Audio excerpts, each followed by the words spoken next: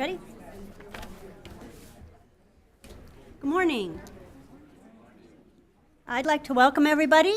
I'm Marjorie Turner. I'm the Senior Vice President for Program Planning and Management here at the Urban Institute, and I'm really delighted to welcome everybody who's here today, both in the room on this yucky traffic morning and online through our live stream. So just to note from a technology perspective, we'll be taking questions later in the program, and for people who are on the live stream, you'll be able to submit questions to events@urban.org. People here in the audience will be able to submit questions on actual physical cards.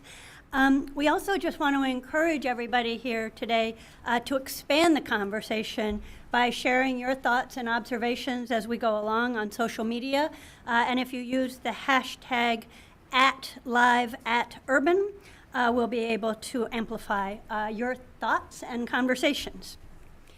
Today's event marks the public release of a community assessment that was led by the Urban Institute's Sue Popkin and identifies needs and opportunities to support and coordinate services for the families living in the district's public housing.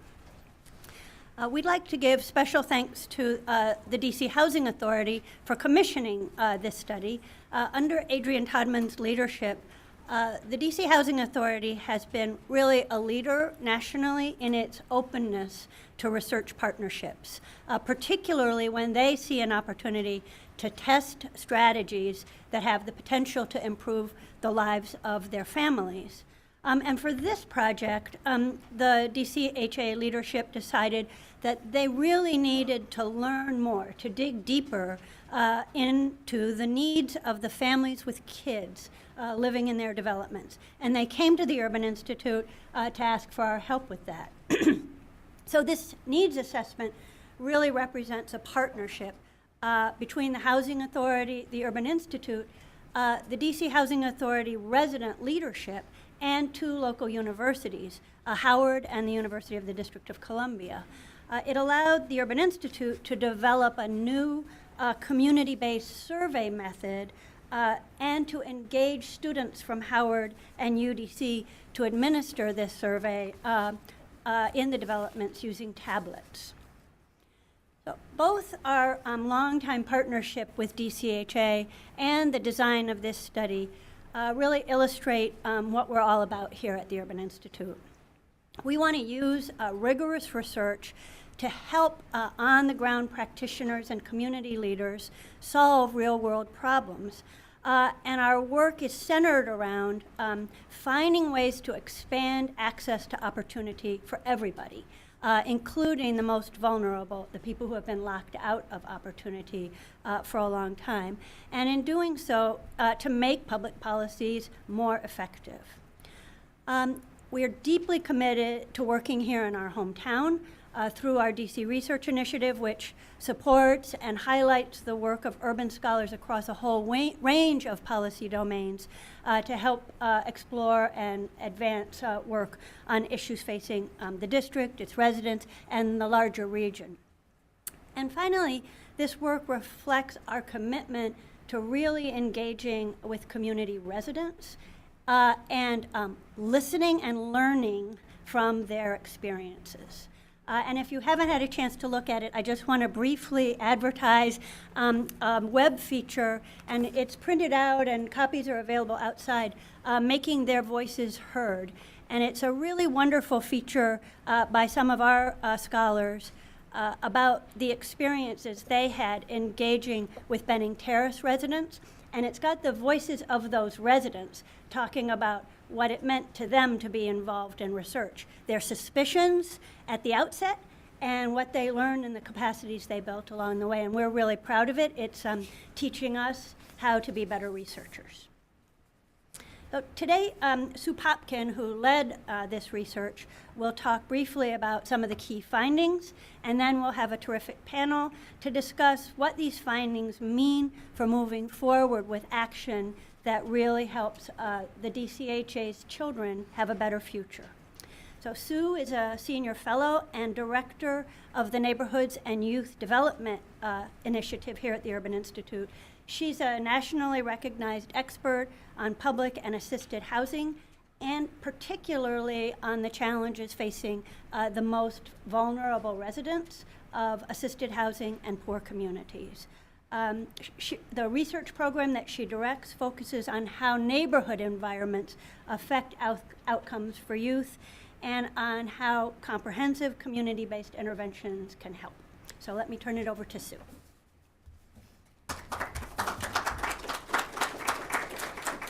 Thanks, Marge.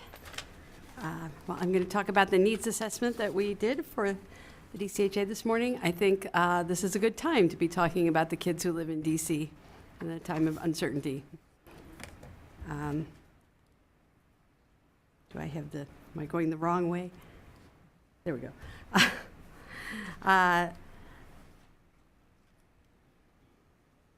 So I want to start by talking about this was a unique partnership, as Marge mentioned.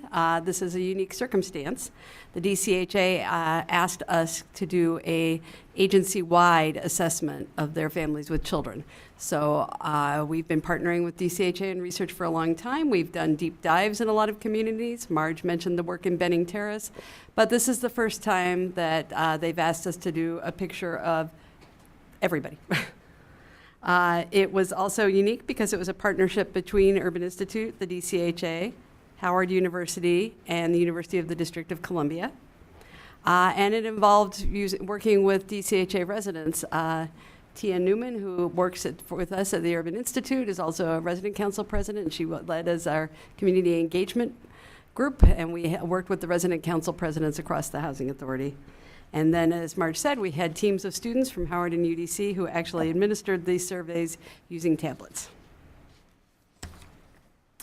The findings from the assessment are interesting to me. I think paint an interesting picture, and a picture that should make us step back and think a little bit about what the communities need. First is a positive. Parents are clearly an important asset. They're engaged with their children, and most say their children are doing well overall. But the families are also coping with economic uncertainty and tough community challenges. And because of the challenges, the substantial proportion of the parents report that they and their children are struggling. I'm going to give you an overview of some of those challenges that they're facing.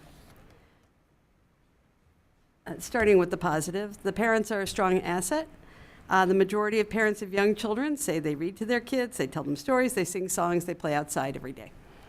And that I think it's important to start with that because people have a stereotype about the people who live in public housing, and I think it's important to remember they're families.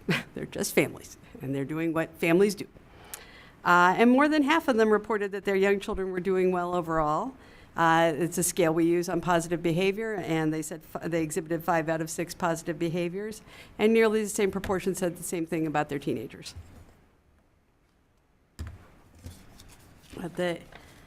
At the same time, the families are facing steep economic challenges. Only 1 in 3 adults is reported working outside the home.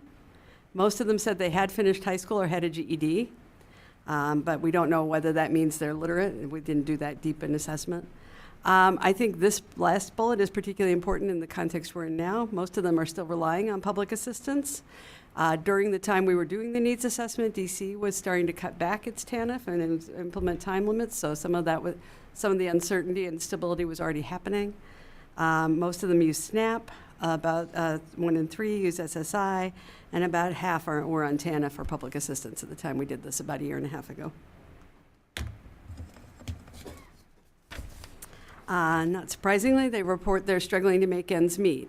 And to me, this is striking because these are people who have a housing subsidy. So their housing costs are lower than most poor people. More than a third reported they were experiencing food insecurity. About the same number said they'd struggled to pay their rent on time during the past year. And that going along with that, 1 in 5 said that they'd been threatened with eviction in the past year. And they're raising their kids in dangerous conditions. They're in communities where there is still a lot of shootings and violence. The majority are reporting big problems with shootings and violence, with people using drugs, with people selling drugs.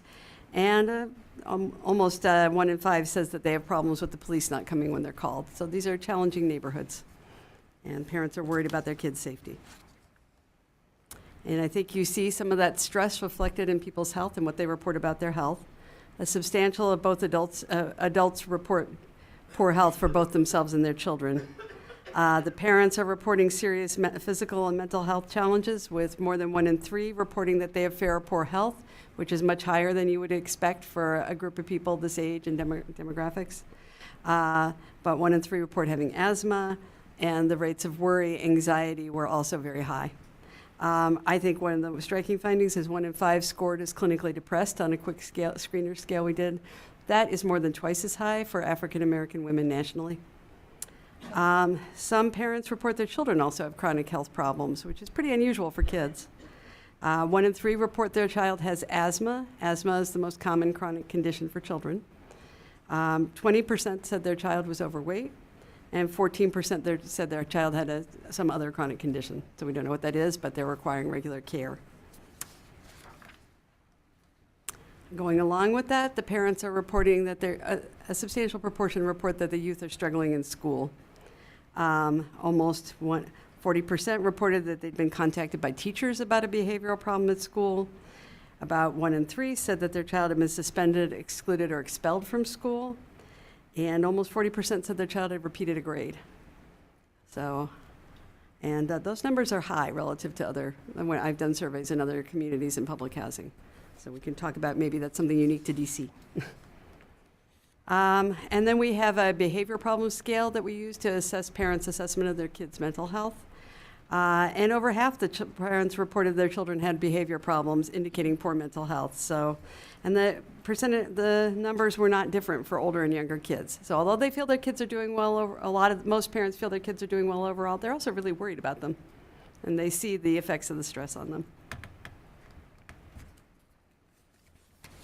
And then I think reflecting all of that, 1 in 4 parents say they've been contacted by Child Protective Services. Again, that is higher than I've seen in other cities, and since we're in DC, we should talk about what that reflects about our system here, but it isn't striking. So I think that overall, the findings highlight the need to provide supports to DCHA families to promote stability. Obviously, not everybody needs that kind of help, but there are a substantial proportion who do need more help in order to help their children be successful. And it points to the types of partners DCHA will need in order to ensure that their children have a better future. And with that, let's have a conversation about it all.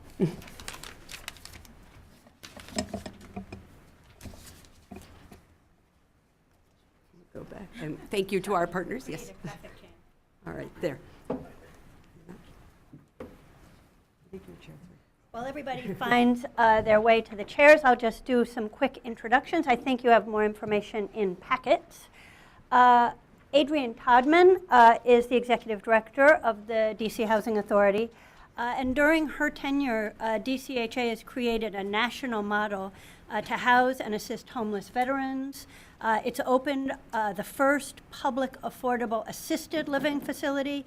And it's actually, in pretty challenging market conditions, increased the number of affordable units available for low-income families. David Bowers joins us as Vice President of Enterprise Community Partners. His work facilitates affordable housing and community development transactions and policy implementation through collaborations with both public and private sector stakeholders across the Baltimore and DC metropolitan areas. And finally, we're joined today by Deborah Shore, the founder of the Sasha Bruce Network, which works with runaway, homeless, abused, and neglected youth and their families in the Washington area by providing shelter, counseling, life skills training, and positive youth development activities. And it serves roughly 1,500 youth and 5,000 family members each year. So let me climb up here and we can have a conversation.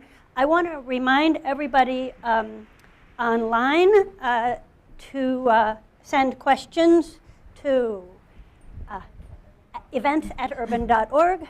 And if you're here in the room and have questions and ideas that you'd like to trigger the conversation after we start, to fill out a card that you've got on your chair, and we'll come around and collect them. So Adrian, I thought we'd start with you. And really, what prompted you, I know you have a lot of knowledge already about the residents and their needs and the challenges they face. So what made you think you really needed this authority-wide community needs assessment? And what were you hoping to learn and be able to do as a result? Sure, thank you. And first, thank you all for helping us spread the word. I appreciate the partnership with Urban Institute. And thank you all for coming. You are all now ambassadors in the movement to make sure that we take care of all of our babies. So, you know, when I began at the Housing Authority, it was very clear that we had a situation where many of our young children, and there are approximately 5,000 children that live in public housing, which is ergo Impact 5,000, but saw that there was a lack of concentrated and outcome-driven programming for our youth. And I really do see our youth, and it sounds like a cliche, our youth are more than our future. We need our youth to do well so that we are able to propel the whole family into success. And while we work very hard with our parents and our adults who are key to that, I really see working with our youth as the ability to actually move the entire family unit forward.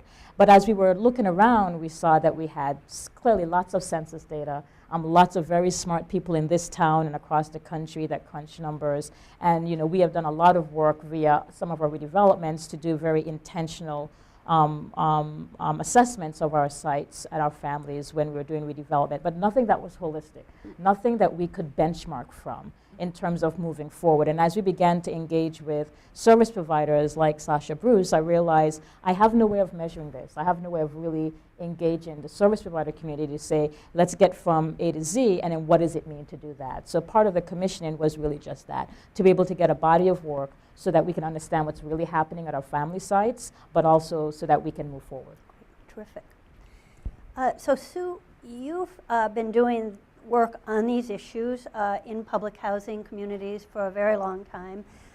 Sue's latest book, which is called No Simple Solutions, really focuses on efforts to transform public housing in Chicago, efforts that extended over decades. It's a terrific book worth reading. But I wonder what you learned here that is different from what you've learned in Chicago, and anything that you learned here that came as a surprise to you. Sure. I mean, in some ways, it's similar. The same challenging neighborhoods, the health problems, the mental health problems that we, unfortunately, because public housing families tend to be very poor, very, very vulnerable, and they live in places that are very historically segregated and isolated, high crime. But the things that stood out to me in DC were the things around the school system, which I think is something we should talk about, how that's interacting with the developments. The proportion of parents who reported that their kids have been suspended, expelled, excluded is very high. It's much higher than I've seen anywhere else.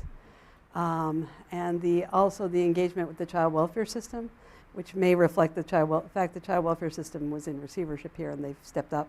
But I don't know. I think if we want the kids to be successful, they need to be able to stay in school. And that worries me that there's that much churn. And we have colleagues here who are looking at the effect of going to charter and choice schools and how much that is playing out in the lives of these kids. Yeah, one of the things that struck me here is that a lot of researchers here at the Urban Institute and nationally are really highlighting the kind of damage that's done to the lives and prospects of children when they face instability.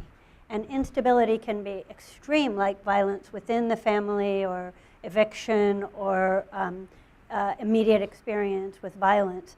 But it can also be the sort of pervasive effects of instability and churning in school and in other aspects of life. And it seems we see a lot of that kind of instability in this evidence, from the most extreme examples to the more kind of chronic low-grade instability. Can I throw one more thing in that I think we should be part of? The low employment. The fact that so few parents are regularly in the workforce, that is not atypical in public housing. There are a lot of reasons with the health problems and the mental health. But we're in a very quickly changing environment, and it was already changing here in DC at the time we did this. And so helping those families to deal with what could be a big source of instability if assistance gets rolled back. So let me turn to David. You've partnered with Adrian and the Housing Authority to create the Impact 5000 campaign. And I wonder, how do you see these findings informing your strategy, affecting its design and the way it's going to play out? Sure.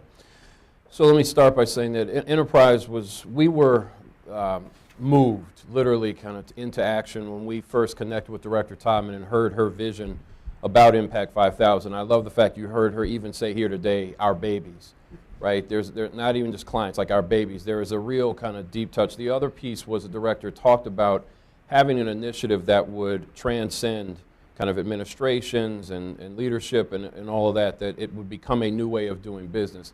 And so for us, it was a very compelling vision, and one that tied in very much so to what Enterprise has been doing for over 30 years. Our work, as I like to describe us, as a real estate finance and solutions company that's in the people business. And I always say, and that's not a cliche. At the end of the day, we are in the people business. And so when we think about the investments that we've make with housing as our core, kind of providing, preserving, and producing housing that serves low-income folks around the country, we want to think about now, and we are thinking more intentionally about how do you make sure that's connected to good opportunity as it relates to transit, education, healthcare, and jobs. And so if we think about here in the District of Columbia, the investments that we've made historically over the decades through our partners or development ourselves, either with or in proximity to Housing Authority developments, it just makes perfect sense to start to say, what is it that's happening in the lives of the people who are ultimately being served by the development partners we work with, and what's missing? What more do we need to do to make sure that folks can live a full life? Our founder, Jim Rouse, initially the vision of Enterprise, and mission was to help people move up and out of poverty. So it wasn't just providing housing for low-income folks, but also to try to create platforms that would help people realize kind of their fullest potential.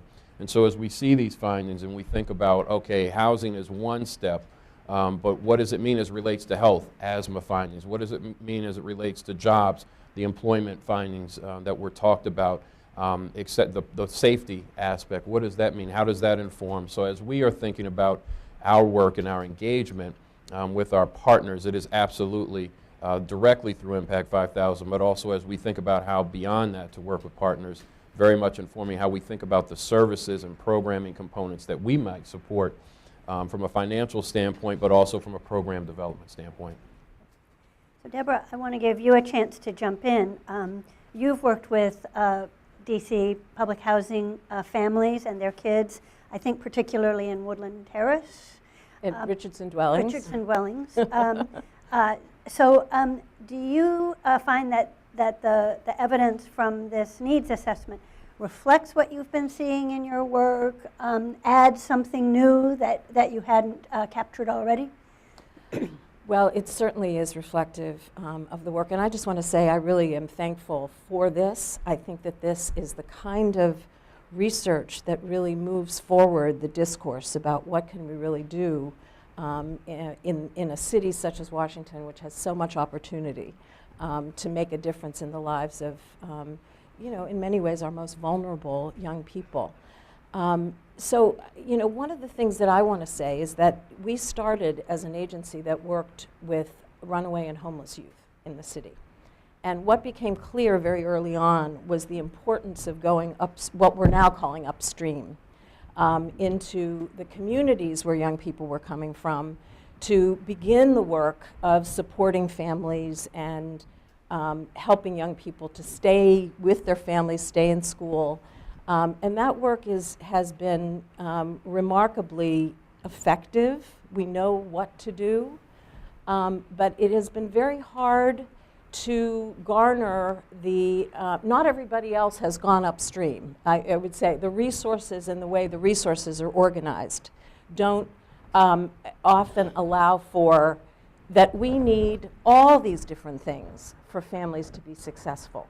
So, lots of the funding now is towards, let's do this one thing to test and make sure that we're being effective, when we see the need for the grouping of, many different things. So, I think one of the exciting things about this research is that the families feel that they are really engaged with their young people. That is a wonderful reflection of what I see in families, that they are deeply interested in trying to make a difference with their young people, but they are very hampered in those communities for a whole variety of reasons. I absolutely agree that the school to prison pipeline issue is embedded in this, is that we have school resource officers who often are taking young people into the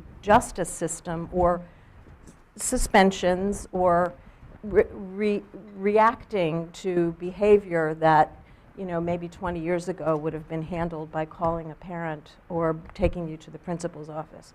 And I think that's, so there are a number of things embedded. I think that this is a very exciting time. We have many challenges and uncertainties ahead. At the same time, this kind of research certainly to me shows that we need to be investing social services in communities where people are. And I just want to tell you a little bit quickly about how we got to Richardson. We got there because there was a huge hue and cry and concern about the kind of violence that was going on in that community. And many community people came together. And the resident council said, we want someone to come in and open a youth center. That's what we really need in this community. But one of the things that they said quite plainly is, don't come here if you're going to close in a year or 2 years. We don't need that. So you need to be committed to this. And so we have been, for 6 years, completely committed. But let me be clear that there is tremendous partnership with the Housing Authority, and they renovated a space for us, and we have a youth center there. But there aren't sources of support for that kind of activity. And so how we've pieced it together is a bit of bubblegum and mirrors and stuff. MacGyver style. Yeah, right. Right, and with the summers are really great because there's money for the summers, but it is really important. We have activities going on there that have been for 5 years a men's group, a young men's group that meets every week. We have cheerleading team, we have case management going on, we have parent activities, parent support groups, and these things are being utilized well. But as I say, the going upstream is something that I think the rest of the world needs to come on and do. I'll stop there. If I can just speak to, let's hear it for that. And just speak to something Debbie just said. One of the ways that we look at this work, and I have to thank my board as well for really being a strong partner and making sure that I was able to get this job done. But one of the things is when you look at the numbers, people think, how do you save all these children? How does that work, right? But these kids live in just 2,000 households. 2,000 households, that's really not a big number. It's not a big number to have a comprehensive movement to make sure that all of the families in those 2,000 households are lifted up. That is not difficult for us to do. And so one of the things that I think we need to look at is that it seems kind of helter-skelter, or how do we do that? I mean, we are rich in this city in terms of the service provision that we have. I'm very fortunate that we have an administration now, and I see some members of the Deputy Mayor's office who are here, and thank you for being here, who have been resourcing us. But to Debbie's point, a lot of our leadership, this stuff has to live on when I'm gone. It has to live on when, David's moved on to greater things. We need to be able to all say, this is the point that we need to reach with all 2,000 of those families. And let's join hands and do it. And that's the government, that's the private sector, it's research groups, and it's immensely possible. I think this point of sustaining positive interventions once they start is so critical. It's one of the lessons that we heard from this Making Their Voices Heard piece. There are just too many examples of well-meaning efforts jumping into profoundly distressed communities and doing something for a little while but not being able to keep it up and disappearing. And that is unhelpful at best, disillusioning, and really undermines the kind of trust that we need across the whole community to make progress. Absolutely. So I want to push a little more, Adrian, on this notion that it's really just 2,000 households. Mm-hmm. It is not such an intimidating number that we couldn't put the pieces together and make real progress. Mm-hmm. And you mentioned at the beginning that you saw these data as a benchmark. That's correct. So how do you see this moving forward in implementation and progress checking? So I have great leadership that's at the Housing Authority. I see Cheryl Hampton in the audience. One of the things that we've been charged to do, and we're looking at doing, is really putting together all of our service providers, which we have some very good ones, but we have some that don't really have a firm objective on the direction they should be going. So we are going to have a good old-fashioned government RFP that's going to go out, and we are going to try to get the best and brightest and the most mission-driven organizations to come work with us. We're going to try to seed fund as many of these groups as we can. I'm hoping folks will come with some of their own money and really begin setting that benchmark. So that doesn't mean we don't have programming now. We have strong programming across our portfolio, but this is going to be an opportunity for the agency to really up its game in terms of the work that we're doing and using this research as a way to have all the service providers moving down the same river, in the same pace, in the same boat at the same time. And are you thinking of repeating a survey of this type to sort of everybody holds themselves accountable for progress? That is the goal. I mean, Yeah. if you can't do it if you can't measure it. You can't see your progress. And so the goal would be, yes, I am hopeful that there will be a point in time when the Housing Authority will benchmark itself from here and say, we've been doing this work. And the Housing Authority is not a service provider. So we need service providers to do this work, and the idea would be some years from now we would have an ability to come back to a group like an Urban or others and say, let's see how we're doing. Let's see how this work is progressing, and maybe midpoints along the way to say, here's how we need to recalibrate. Outside of these findings, there's also what are the actual strategies and tactics that need to be done so that we can improve upon what the parents are saying about their children right now. And I know there's enough smart people around to help us do it. David, you've mentioned the role for the private sector here. Could you talk a little bit more about that, why it's important for the private sector to play a part, and how to pull the private sector into this kind of undertaking? Sure. So on the why part, let me start with something that sounds morbid, but it's really not. If you've ever watched somebody die, if you've ever sat at the bedside of somebody who's died, if you've ever sat with a family as they've grieved the loss of a loved one, you realize we really are all the same. I don't care if you lived rich or you lived poor, African, Asian, Latino, European, it's an equalizer. And you realize, yeah, there is really a shared humanity. Because when it comes to the come down, right, you realize, man, we really are all the same. We love mama. Go moms. Right, go moms, right? You hate to see a child go. So just from a moral standpoint, the why. It's moral and economic, but I start on the moral, just on a very fundamental basis. We're all the same. So those kids who live in families that are economically poor, who in this city happen to be disproportionately African American, for a lot of people you may say, I have no point of connection with them. They're not in my income bracket, they don't look like me, we don't have a shared experience, but we have a common humanity. So just on a moral level, there's a shared humanity that I think compels us to get involved. Then on the second reason, economically, and it's almost cliche now, the studies that have been done, right, that say it costs this much to put someone in jail, but it costs this much to run a mentoring program, right, or to build a playground, or to build in some training for jobs and the like. It's cliche now. And I go back to, again, the founder of Enterprise, Mr. Rouse, said what should be can be with the will to make it so. So much of what doesn't happen in our own individual lives and our kind of corporate small c world is not because we don't know how. There are plenty of smart folks, because we don't want to or don't have the will to. So it really is, Impact 5000 is a gut check question, because if we run numbers, right, if we run numbers, you say it costs this much when a kid gets locked up, gets caught in the system, has to be jailed, et cetera, et cetera, et cetera.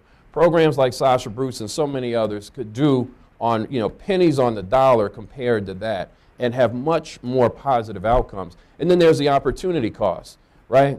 The young brother, the young sister, whatever color they are, whatever their ethnic background, who will never discover a cure for cancer, right? Who will never write a beautiful song, right? Who will never build the next generation of hybrid car, because they're wasting away in a prison. You ever go to a prison and just watch folk waste away, right? You ever go to a street corner and watch folks who just wasting their time, right? There's a huge opportunity cost. So just from an economic standpoint, it makes sense.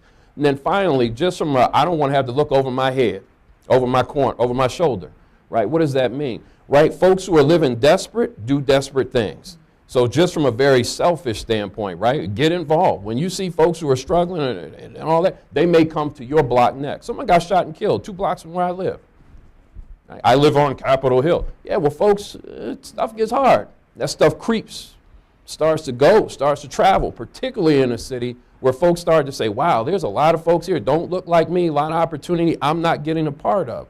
So there's a moral reason, there's economic reason, and there's just a self-interest. And how? With our time, talent, and treasure. You're a corporation of any kind. You got money, think about how you can invest it.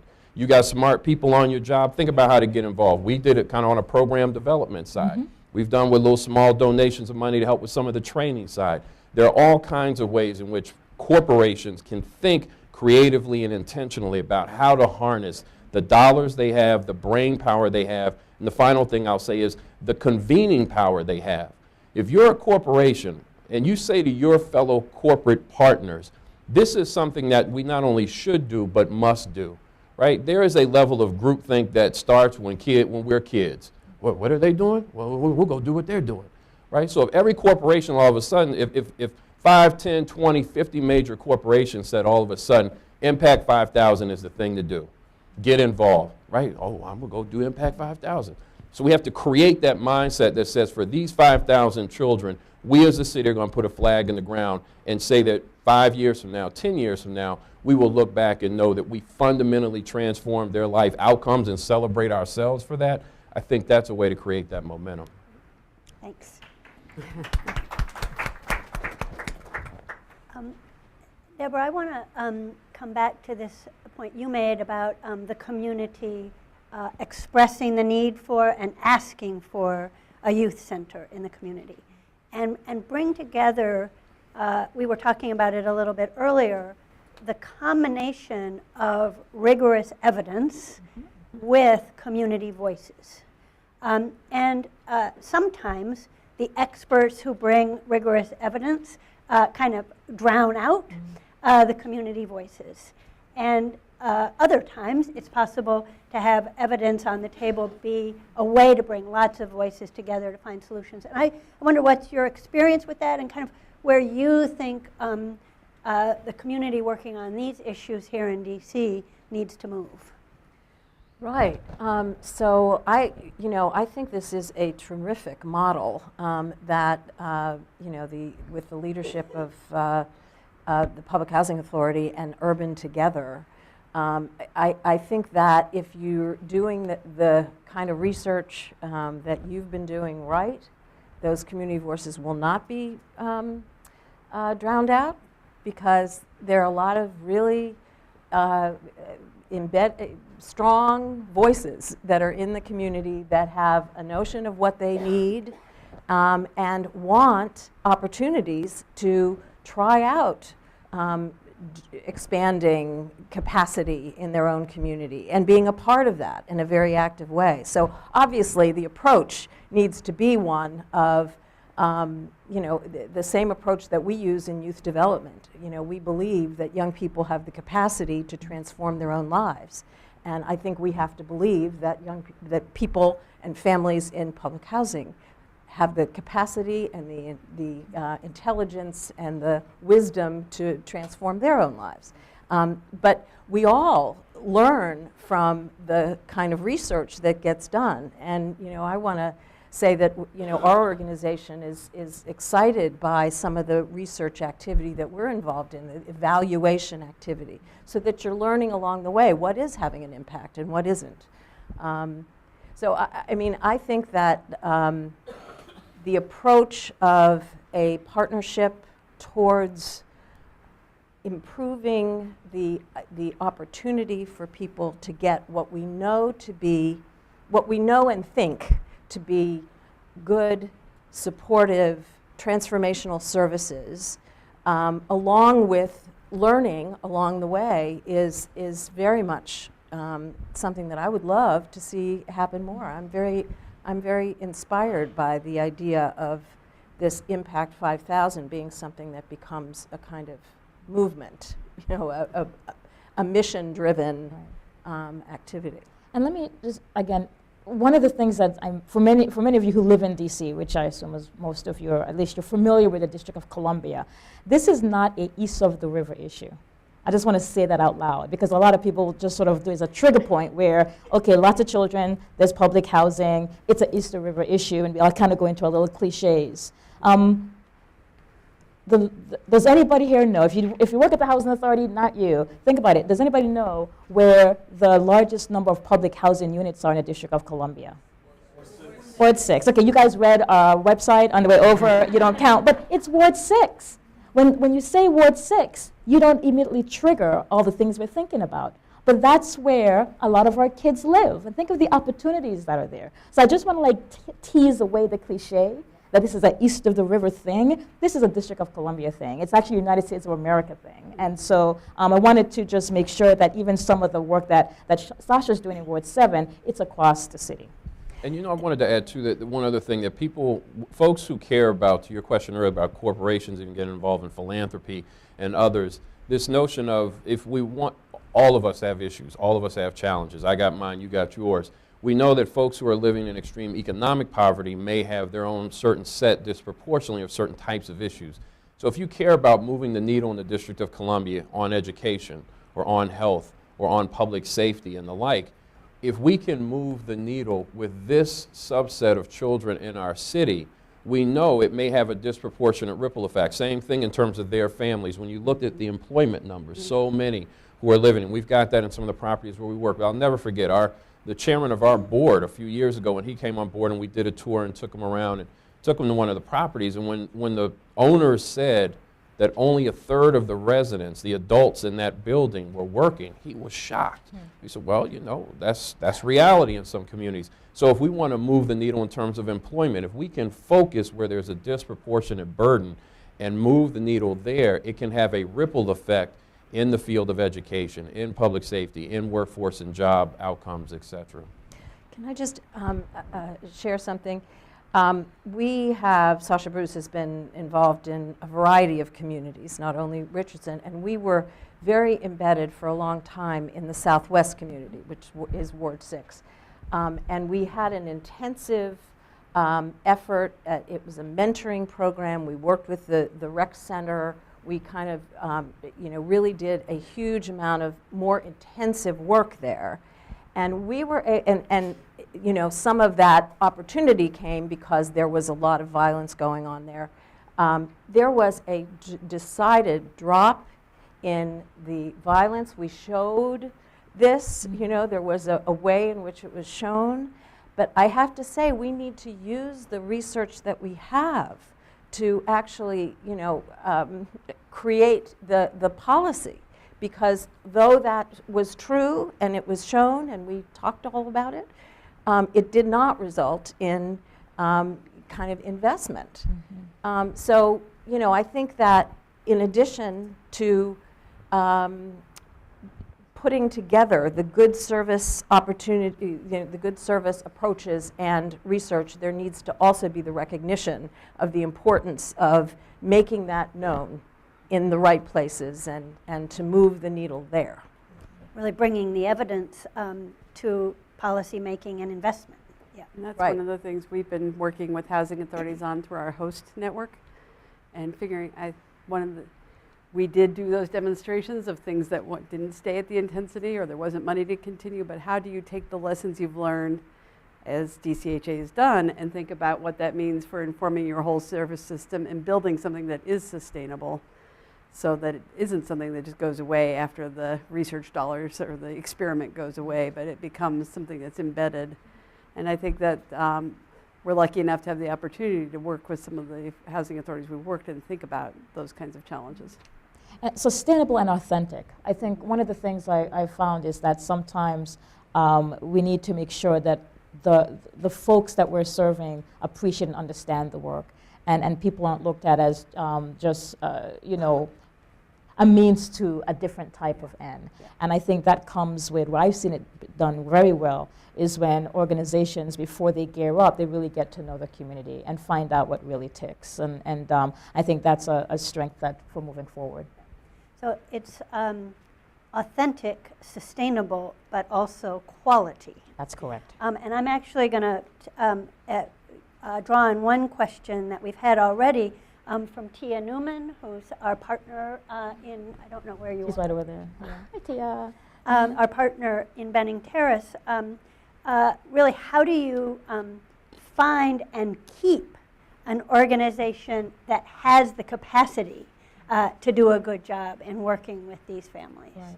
And that's been the challenge that I came across at the housing authorities. One of the reasons why we're putting out this RFP and we've invested this heavily in this kind of work, which is groups can only be around if they're allowed to and if they're resourced. It's pretty simple. It's an economics thing. It's not even just will. A lot of groups want to work with our communities in a sustainable way. But as leadership has changed, as the funding has dried up, it's just not there. So that's why all of you are important to this. It has to live beyond, this idea has to live beyond all of us. That if we're doing this work at Benning, under the leadership of Ms. Newman, that it's important that it continues on. So it needs to be resourced, and we need to set the goal to say, if we were able to, what is it that JFK said, we're going to send a man to the moon and bring him back. We're going to take these 5,000 youth, and we're going to make sure they all graduate from high school, and they all go off to college or some other gainable employment. Those are achievable goals. The question is, what does it take to do it? So I'm actually going to make that challenge a little bit harder than the 5,000 youth in 2,000 households, because this is not a fixed, finite pool of 5,000 kids in 2,000 households. And let's say we can be wildly successful. Those families will do better. Some of them will move out of public housing. Their kids will go on to college, and they will not live in public housing. But unless our society is radically transformed in the next 4 years, There's more. There will be another 2,000 households living in public housing with 5,000 kids. Right. And that won't mean we failed. Right? Absolutely not. Actually, if we're able to move the family unit, and this is not to suggest that this is the means to the end, but if we're able to have the family unit be able to move forward because the children moved forward, then you know what? Now we have a public housing unit for the next family on the waiting list, of which, by the way, there's 42,000, so that we can now do the same kind of intentional work. So I think that is something that's a powerful concept. It's also a challenge, It's a challenge. For monitoring oneself, because if you just keep tracking those numbers, they'll look pretty much the same, even if families are benefiting and moving on with enormous success. Absolutely. It's a real challenge for all of us. Sorry. I think there's got to be a new, one of the things that this provides an opportunity for too is a new standard in terms of what's okay and a standard operating procedure. So, and we've had this conversation in Enterprise even internally about like what business are we in and what outcomes are we really looking for. And so we might do X number of loans and X amount of financing at the end of the day and say, and we could check off that box and say, great, hey, you know, we did 12 loans and 6 equity investments, invested $50 million, and it was a good year. But if ultimately at the end of the day, the people that we're trying to serve through our clients, their lives have not been transformed, then you have to say we have to go deeper. So if there's a new standard, a new standard operating procedure, if I'm a community group, and I say this as someone who works at a company, who provides funding, and also as someone who has done volunteer work my entire adult life for different organizations, we got a gut check when we were doing work at Ballou High School a number of years ago when they said they did a kind of cattle call for every group that was doing work inside of Ballou High School. It's about 6, 7 years ago, because they wanted to actually do a quality assessment. And man, you're talking about weeping and gnashing of teeth. Because when somebody actually said, well, it's like the movie Office Space, when the consultants ask the guy, but what do you actually do? Right? Well, I moved this. No, but what do you actually do? And what effect does it have? So just because I'm with the community, just because I'm a community group, that doesn't mean I necessarily provide quality work that's transforming the lives of the people I'm trying to serve. Maybe I do, maybe I don't. So that means there's a new standard operating procedure that says whoever's in there, I don't care if you're a large, well-funded group or somebody who's from the community that's being served, people have to say, you got to have results. It's not all on you, but you've got to be able to show what you've done in the quality of work. If I'm a funder, right, if I'm doing philanthropic funding, there's got to be a new mindset that says I can't just do 10, 12, 20, 50 grants a year, process them and say, we've done a good job. No. Have we actually moved the needle? Same thing in our conversations with the Housing Authority, some conversations we had with Dr. Marcella Wilson in terms of the approach for service providers, but also for those folks who work at the Housing Authority. It creates a new mindset that says if the folks who are here and their children and the ones who may come after them, if the quality of their life has not fundamentally changed, we have to do something different, and that's what's going on. So that means it does not matter whether it's the person who's there today or the person who's there 5 years from now in that unit or 10 years from now. We know that they're going to get a certain level of engagement from the Housing Authority, from the service providers, from corporate partners, from philanthropy that transcends whoever's at the top. So I think it's about creating that new standard operating procedure and that new mindset of expectation that says, if you don't hit this level, we got to have a whole nother conversation, and you won't be able to just kind of go along to get along, shuffling papers or checking boxes, right, for what you've processed if the folks that we're ultimately trying to serve are no better off. So I have another question that I think, Debbie, you could start with, because it builds on the point about moving upstream. And this is from Tashaira Halliard from the Center for the Study of Social Policy. Thanks for the pronunciation help. So building on this upstream point, she's asking, how can these research findings inform conversations with homeless services, especially focused on families at DC General, who are likely to essentially be exiting the back door and coming into public housing? So this is beginning to think upstream from public housing, who's going to be coming in need of this housing and support services next. Others can jump in, but I think Deborah would be a good start. But the question is, how do we go upstream from right. what we're doing now? And how do the research findings right. inform those conversations? Well, it seems to me it's both ways. That the participation of people who have grown up in public housing is all too often that their young adult lives are very disrupted, and often, we see a lot of those young people in homelessness, and so, it is a. I mean, in many ways, when I say go upstream, what I meant was that we're going to the places where the drivers for people coming into homeless services, coming into child welfare, coming into the juvenile justice system, it's a group of people who are at high risk, and many of these people are living in public housing.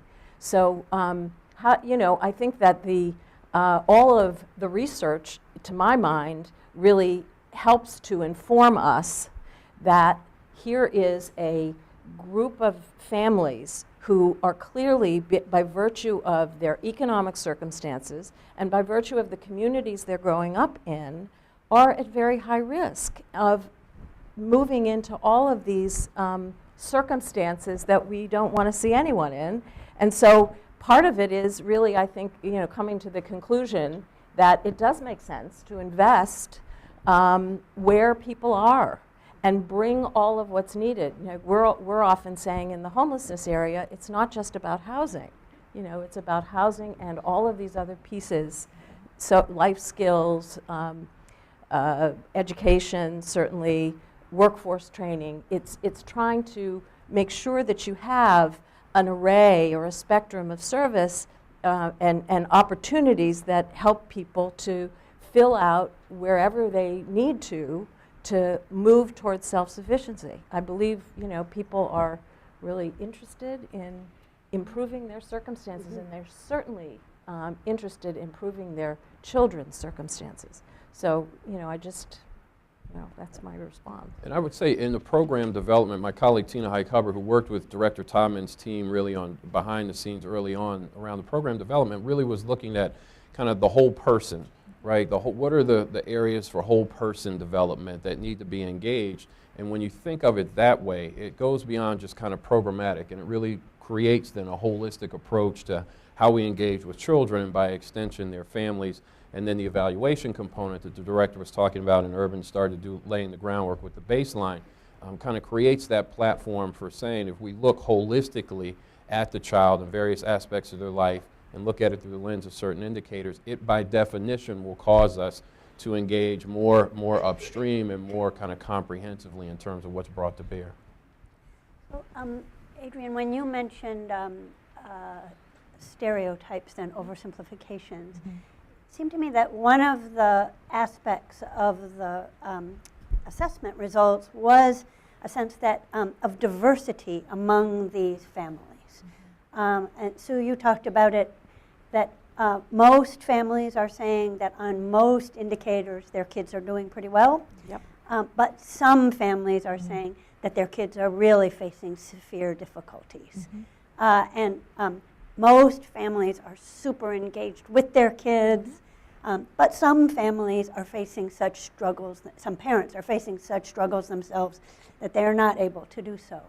And I think this diversity in the communities is a challenge for programming, but it also ties to a question that we've gotten from Michelle Guo of NeighborWorks America, saying, is there a role for diversity, specifically ethnic diversity, when approaching the Impact 5000 initiative, and how can we better approach issues of race when discussing children in public housing?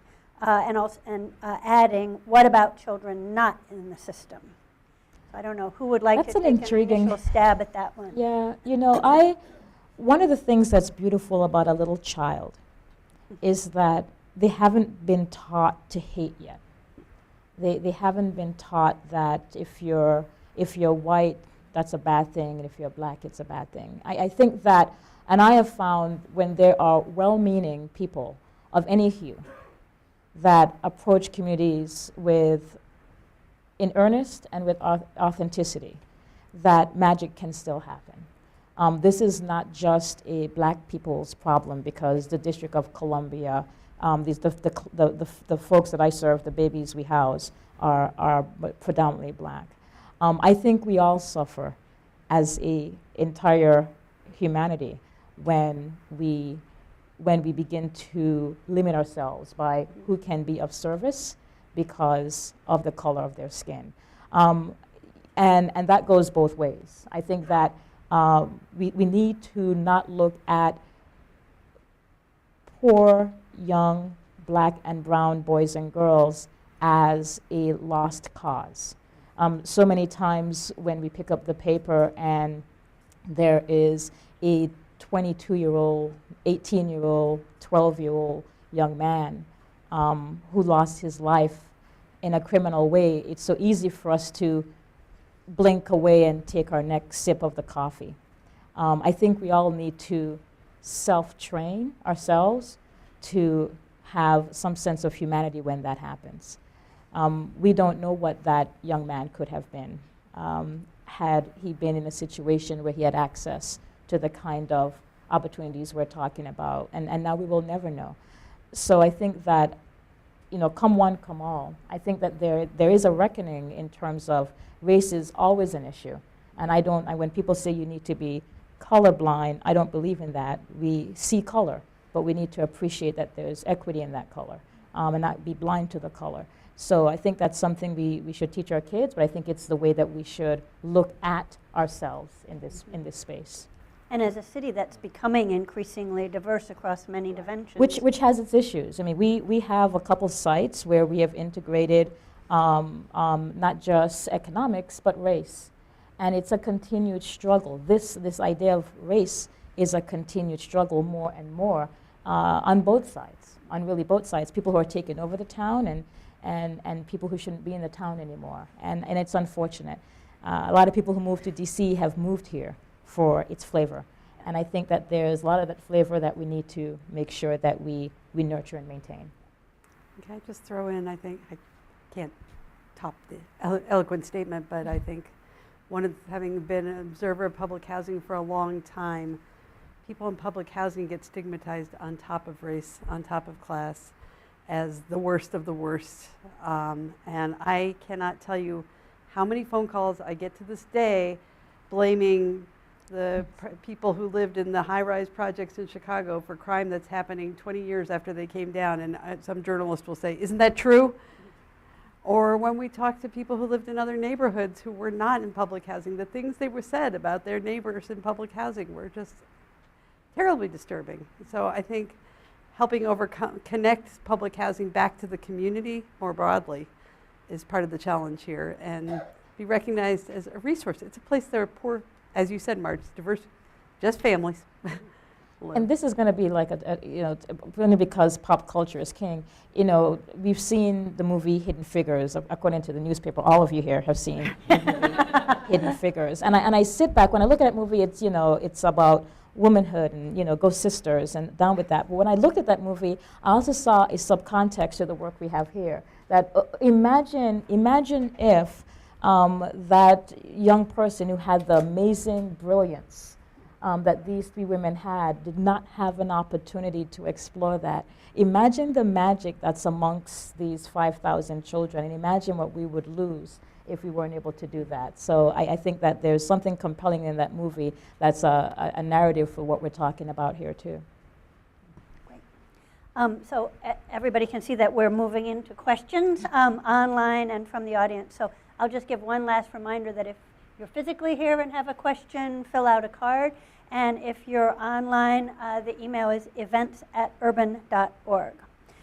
So I'm actually going to take a question from online.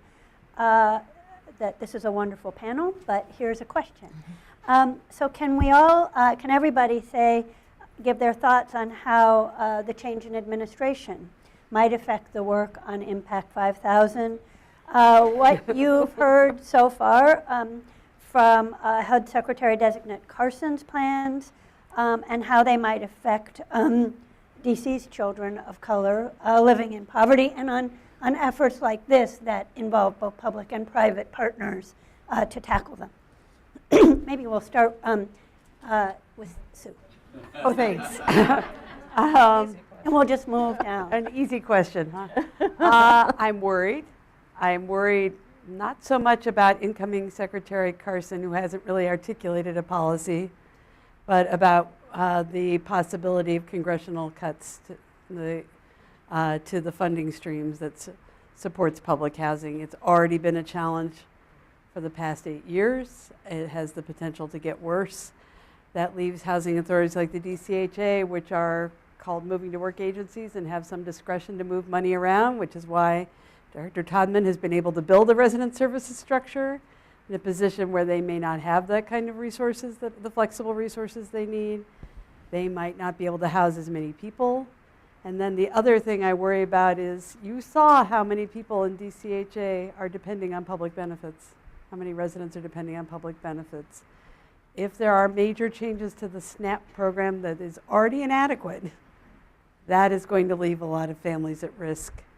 There's already been major changes to the public assistance program. I think that's likely to continue.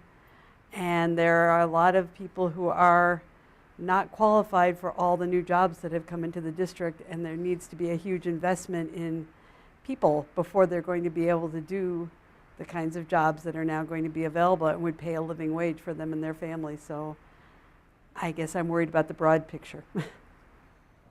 Deborah, do you want to Yes. add anything? I think that we live in terribly uncertain times. I don't think that it's clear at all what to expect, except that it certainly seems like every single nominee is devoted to dismantling the agency that they were nominated for. So, how effective that is remains to be seen. The one positive about Ben Carson that came to me yesterday was that one of the groups that I'm involved in, the National Network for Youth, which organizes around runaway and homeless youth, said that one of the responses to the questions about public housing was that he said, this is an issue of poverty and that we should be working more broadly.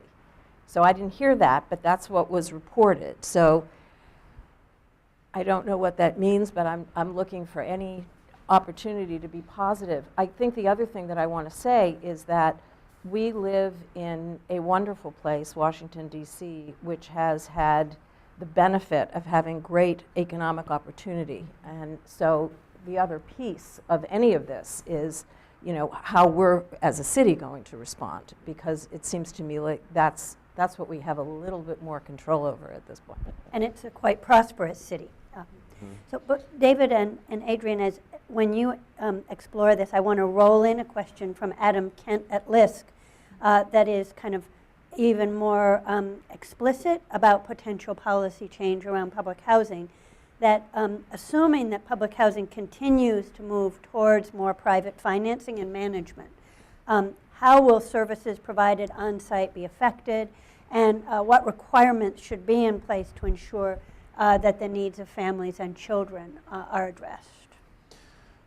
So going with two questions, and I'll go back to that first one. A couple things in my mind. One was already alluded to, with the potential, there's probably a high likelihood we'll see cuts for HUD, right, and budgets and all of that. So it will be more incumbent upon us to think about state and local responses on the government side and from private sector side as well. So again, foundations, corporations, others are going to have to pick up, state and local governments as well, are likely going to have to pick up the slack because we expect those cuts to happen. Second thing, I do think that the poverty piece that was reported from the designee, Mr. Carson, Paul Ryan, Speaker of the House, all this whole poverty thing, I think it's a good opportunity for some of us who think a certain way to call the question. If you're serious about poverty alleviation, let's have that real talk. Now, is that just a campaign stump speech to try to ameliorate some concerns people have about you being the boogeyman, or are you really about ending poverty? If so, let's have real talk there. The third thing is, anyone who knows me knows that I'm a big fan of peanuts, so I'm like Charlie Brown. I always believe that this time Lucy won't move the football, so end up on my back a lot, but we'll keep doing it. So I do think that Mr. Trump comes from the real estate business. There's a huge, I think the estimates are maybe $25 to $35 billion of unfunded capital improvements for public housing around the country. So I say that we ought to push Mr. Trump to say, you like doing things huge, you like doing things big. Well, fund that. And it's a real estate play, right? And so do I think that will happen? No. Do I think it's something we ought to try to put on the table to say, let's really, if you want to think big, you want to think huge, and there's a real estate play there, go there. The last thing I'll say in terms of what could be the impact is, and this is my keep it real segment. When this country was founded, women couldn't vote. Black men were seen as 3/5 of a human being. And when we had our first and only African-American president, the president-elect said, show me your papers. Show me your papers. That's fact. It's not opinion. So what does that got to do with Impact 5000? Disproportionately in the District of Columbia, they are African-American children. And many of them are African-American men. So we got to say to them, look, at the highest office in the land, that man said to the president who preceded him, show me your papers. So for us, to me, part of the Power Impact 5000 is it goes into the lives of those young people and says, your life matters just as much as anybody else, just as much as the people in Ward 3, just as much as whites, but doesn't matter. Your life matters. And so I think that part of the impact is people pick up on that stuff. Wow, the guy who said, show me your papers, who tried to delegitimize the first African-American president, that's not opinion, that's fact, right? What message does that send to all African-Americans, all of us, Harvard educated or ain't never graduated high school? And then if you're poor on top of that, that's some heavy stuff. So I think it's incumbent upon people like me and all of us to constantly be in the lives of those children and say, your life matters, your life matters. There was a shooting, your life matters. People are cutting programs that help you, your life matters. We're here. We're going to bring money from our pocket, from our corporation. We're going to put in our time. We don't care what the president says.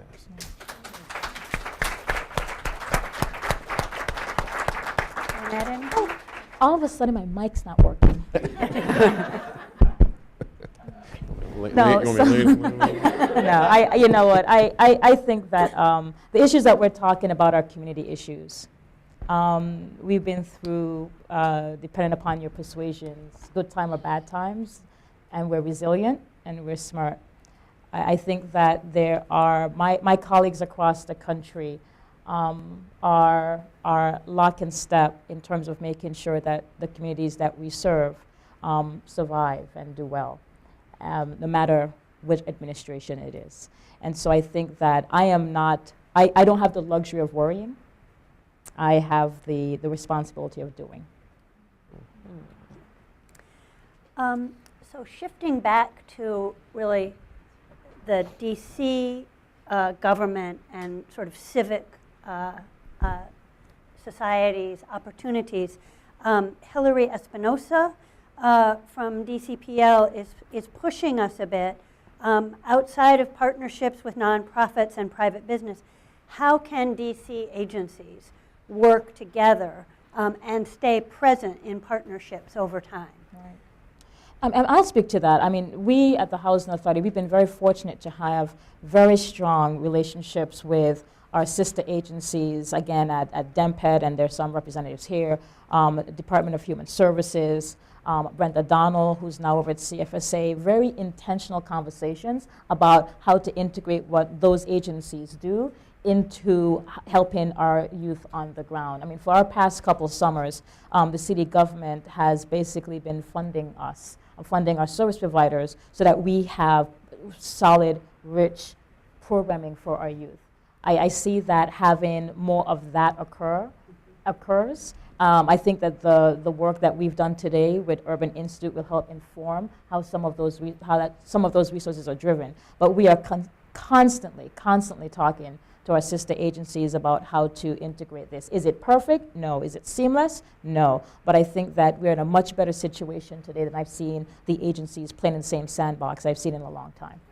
And sometimes the nonprofit sector and the private sector can be an important glue or impetus for public sector agencies to come together. Mm-hmm, mm-hmm. Yeah, absolutely. And I think that when it works, that the government, the nonprofit sector, and philanthropy work together, that is where I think there's so much creative work that can go on. So I hope that that's the kind of thing that will kind of come out of something like this, to do more of the demonstrations. Right. There's some of that that's happening as a result of the wonderful work that's been done at Benning with the PASS program, that garnered funding from the federal government, and it's being brought into a number of the communities. Right. So that kind of work is really critical. And I think it's a lot of times most of you don't see government working.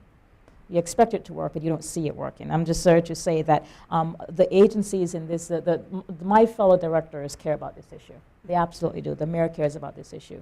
And there are things that happen that you see that are great, that you may see on TV. You don't realize that it's really your tax dollars at work. But much of what we're doing now in terms of service provision, because the Housing Authority doesn't necessarily fund these things. So I think that's more than hope. But can I also say that I think that, you know, there needs to be, in my view, a shift to recognize the importance of bringing braided funding to communities so that it really creates the opportunity on the ground for an easy way for services to occur. Because on the ground, for a lot of people, when you need 3 different things, you're going to 3 different places. And we spend a huge amount of our time as our case workers helping people to figure out how to navigate a lot of systems. So though I think that it's Right. this is a particularly good We need to make it easier. time, Yeah. we need to make it easier on the ground for people, and we need to recognize that, you know, people need a lot of different things, and why not make it as easy as possible to move on to, you know, the transformational work. So Good question. there's a question that I'm not sure we can completely tackle in the remaining 11 minutes from Jennifer Spite from Empower DC that really focuses on the contribution of the public education system to these issues. And she says, great conversation, but with everything we've said today, when will we start talking about changing the education system so that our children have far more and better opportunities with 4 to 6 year high schools so that maybe they graduate with an associate's degree or a certificate for a trade. And so at the same time we put on improvements in our public education system, I just want to put crime prevention, which is not entirely the job of the police, but of others as well, on the table. It seemed to me that the evidence identified those 2 areas as really critical to tackling the challenges these families and kids are facing. So you want to? Yeah, thank you. So on the public safety side, the mayor convened something called the Safer, Stronger DC Task Force last year, and it was chaired by the chief medical examiner and the director of the Department of Health, and really takes a public health approach to trying to reduce violence in our city. And I strongly encourage everyone here and everyone who's watching to get engaged with the mayor's office, with your council members. The final version of that document, if it hasn't been yet, I literally actually sent an email about that this morning. It's funny that this question came up. Should really engage about the public health approach to dealing with violence in our community is critical. And so we need to engage with the public sector side, the mayor's office, city council, but then also think about how we as citizens and institutions in the city can get involved to make sure that the same old simplistic responses that we have to violence, put more cops on the street, pour a little liquor, put up a teddy bear at the corner where somebody got killed, hold a candlelight vigil, next day, new name, same song. That's got to stop. It's got to stop, or we'll continue to have what we have, which is more folks dealing with ducking bullets and burying children and young adults in our city. So I strongly encourage folks, Safer, Stronger DC report that came out, public health approach, look at how your organization, your entity, you individually, and the government needs to look at funding and resourcing. It's a very comprehensive report.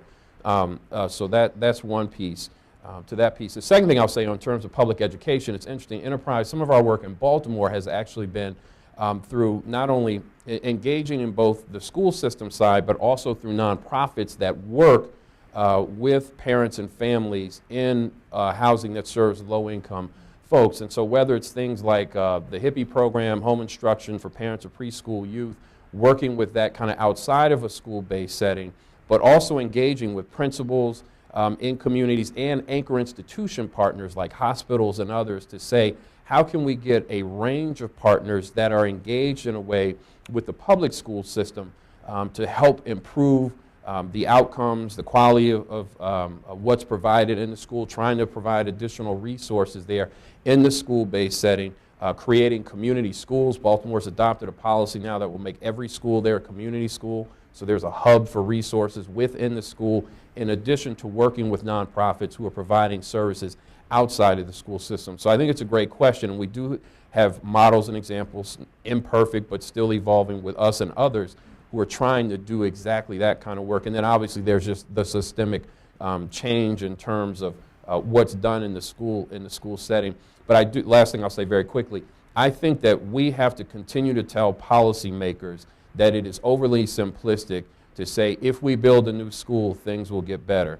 Or if we just bring in new energetic teachers, things will by definition get better. If we don't take the whole person comprehensive approach to this. So if my brother just got shot last night, I don't care if I come into a brand new building with the best new teacher. If you don't deal with that mental distress that I'm dealing with, I may not hear anything that teacher says, right? Obviously, if I'm hungry, right, how can I hear you if my stomach's gurgling? How can I stay focused? So it really does have to be that comprehensive approach.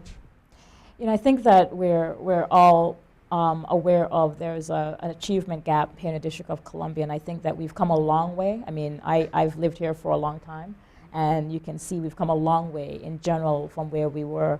But there's an achievement gap, and so I think that my focus is, if you look at what we can do to help these youth in the places that they are, we can certainly do more in working with our education system. As it comes to crime, we've been working really, really closely with the city to make sure that, and David mentioned to this, sometimes folks who are desperate do desperate things. And so what we're trying to do is take away some of that level of folks feeling desperate by really engaging some of our young men and women, particularly during the summertime, in very uplifting, proactive things that involves work and involves services and involves play.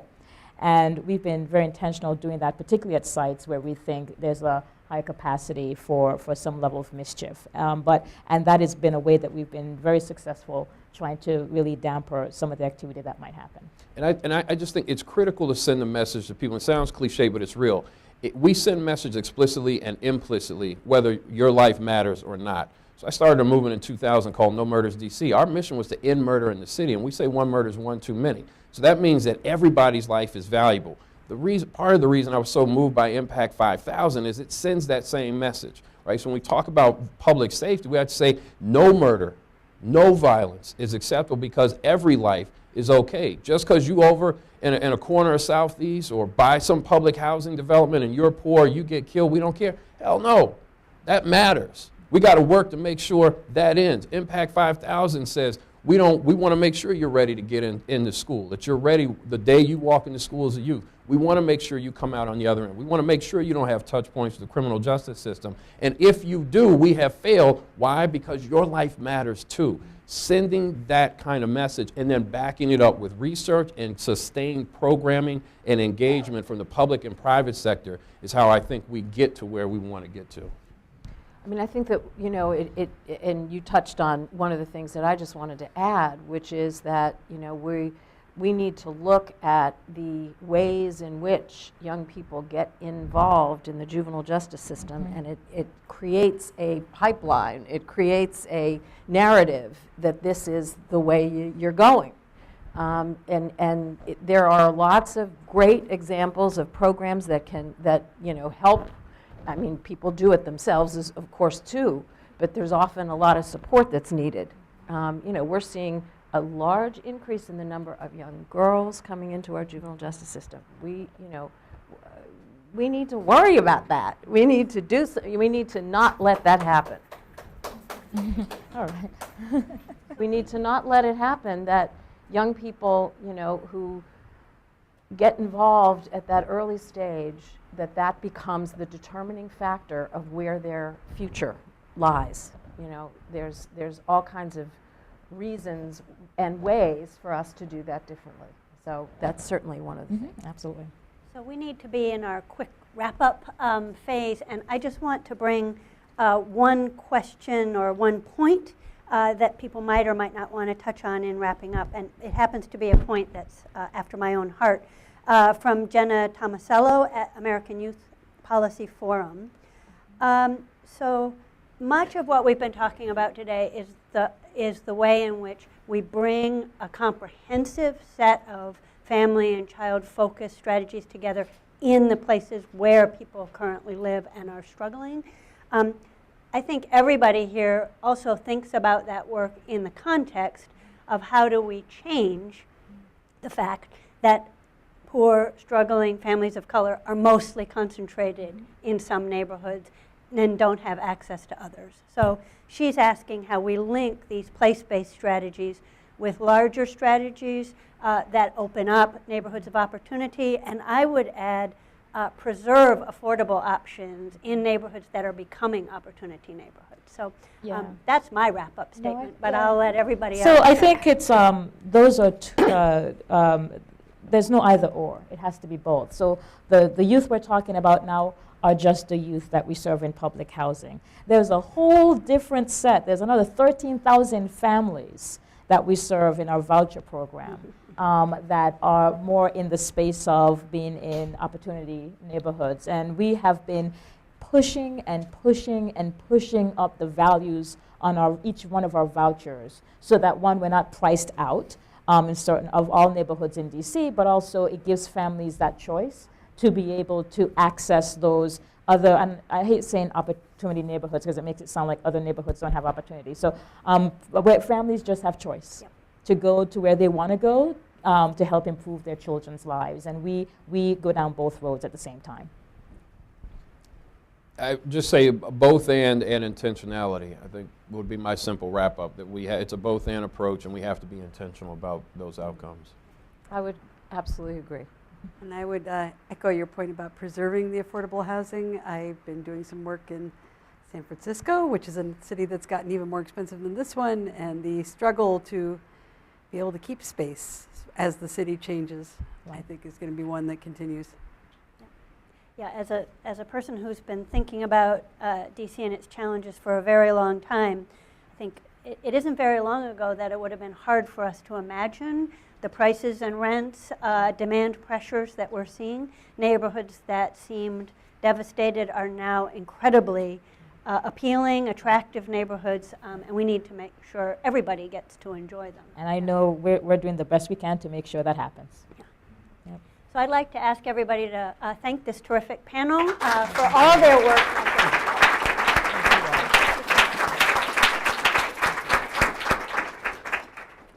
Good, thank you. Thank you, Marge.